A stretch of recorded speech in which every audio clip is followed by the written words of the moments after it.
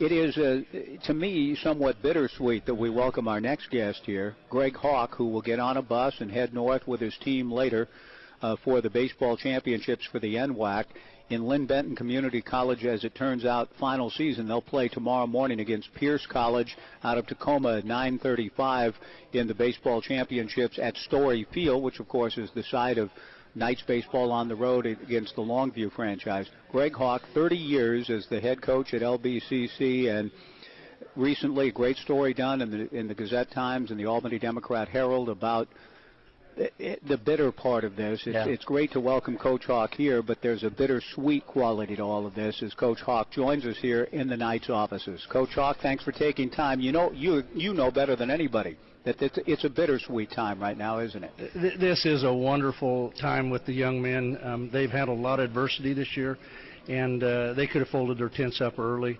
but instead they went the high route. They have played real hard. They've taken it a little personal, and we played above our ability. This has been a fun year. Of course, we are talking about the fact that funding was taken away and baseball goes away. Did you know about that when you started the season, or did the decision come down while you guys were playing ball? It's total surprise.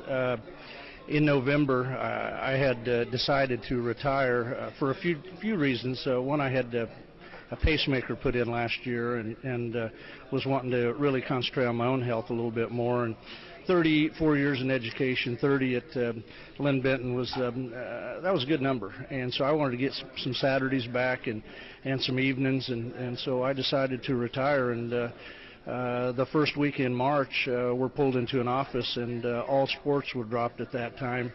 And the numbers were not related to the coaches the way that we thought that they might be. So it took another week, and then the baseball program was dropped the second Tuesday of March, and we were shocked. We didn't get a chance to talk about how we could keep it, how we could back off of the scholarships, how we could fundraise.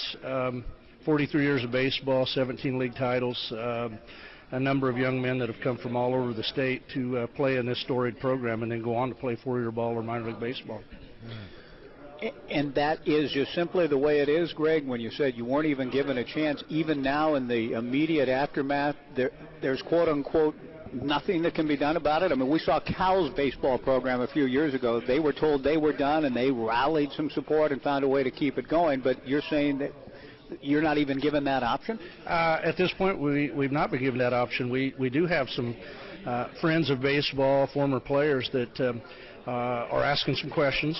I hope we get the correct answers. And I think I know that there's enough people in this community that would want to have that program reinstated. And I do not think it runs at a loss. So I really like to see those numbers, and I'd like to be a part of negotiating to try to give the opportunity of the state to all of these young people that want to come to Lynn Benton, and then to be able to go to school and use this as a stepping stone, because that's what it's been for so many years. Yeah, and you're retiring, but you say you want to be a part of that. Will you kind of keep your ear to it and keep battling that, or for you, when you retire, is that it? No, that's the program that I grew up at Lynn Benton, and at age 25, there I was with a couple of guys on the team that were 21. And what I want to do is to be able to have more opportunities for these young people to play the game and get an education, and that's what we've been about. So I hate to see this be at this point cut. And I hope that we can get it back, and it's going to take a little bit of time and a little openness for our administration. And I hope that they're open, because I would like to have that dialogue, and I think everybody in the community would like to have that dialogue too. LBCC head baseball coach Greg Hawke joining us here on the Joe Beaver Show. He leaves with his club later today to be involved with the baseball championship. Let's talk about your team a little bit. You mentioned that the guys have really come together.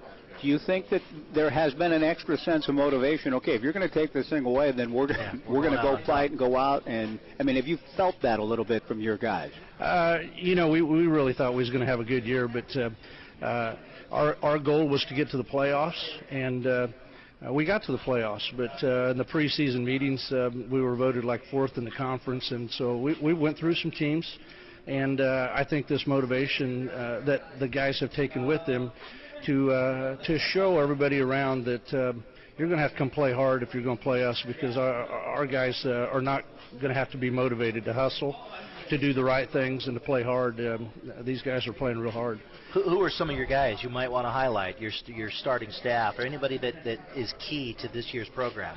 Well, first I want to thank a couple of the coaches, Coach Godfrey and Coach Nelson. Those guys have been just totally awesome in working with the young men and assisting in recruiting.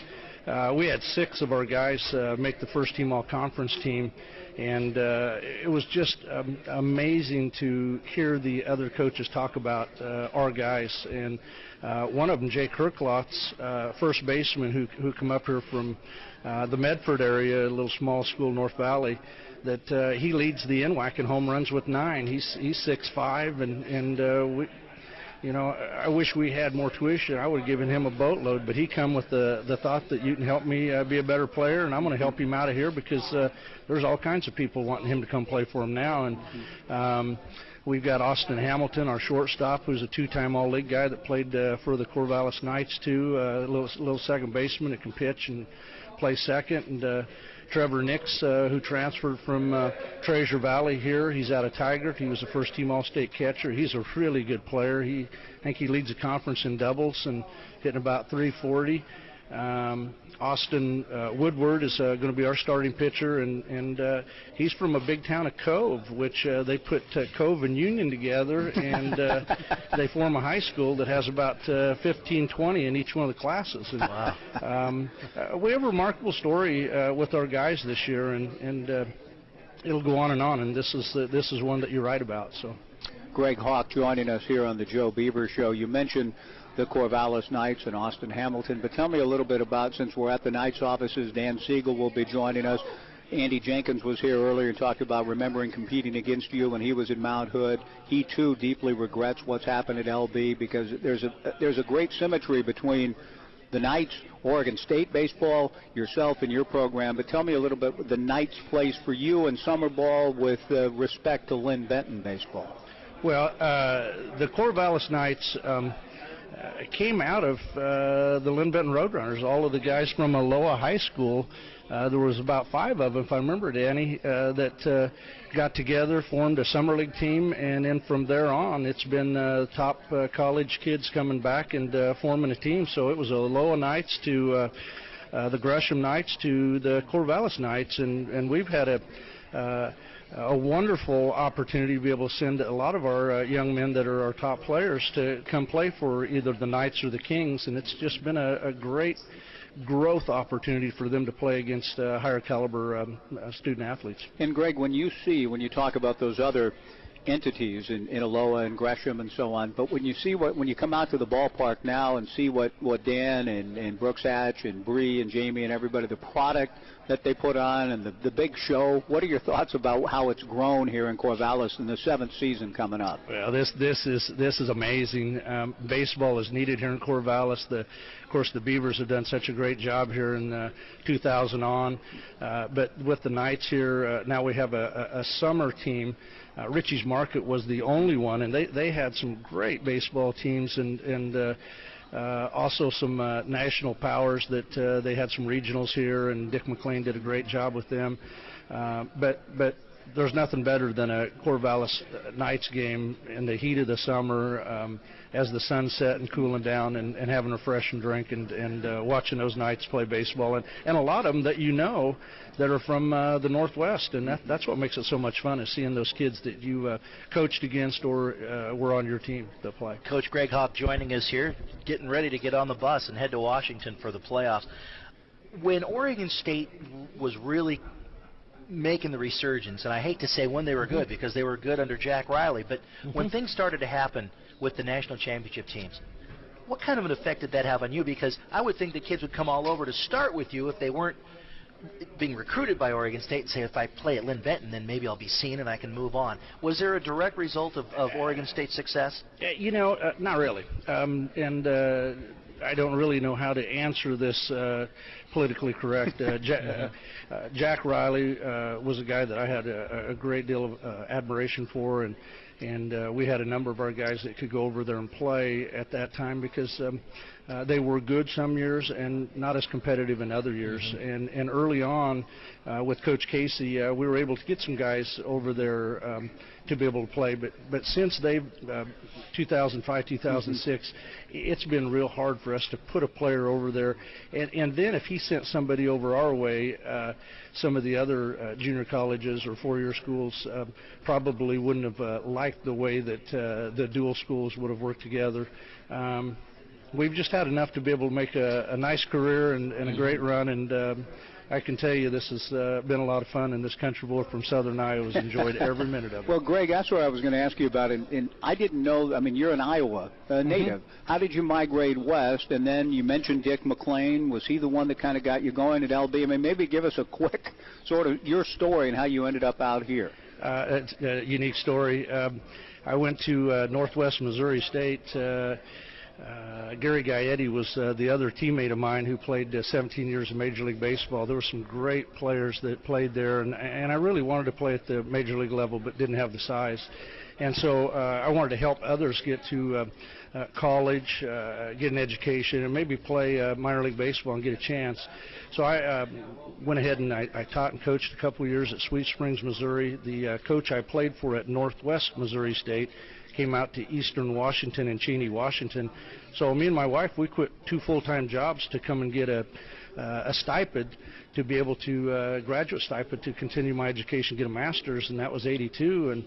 And I interviewed for the job here at Lynn Benton with Dick McLean. I had a second interview, and 30 years now has passed, and it's been an amazing run. Wow. Well, we know that the run isn't over, and, you know, you've got a tournament ahead, the NWAC tournament coming up, the baseball championships. You play Pierce tomorrow early at 9:35, and then you want to keep this, I mean, you keep the thing going, keep winning, it keeps going, right?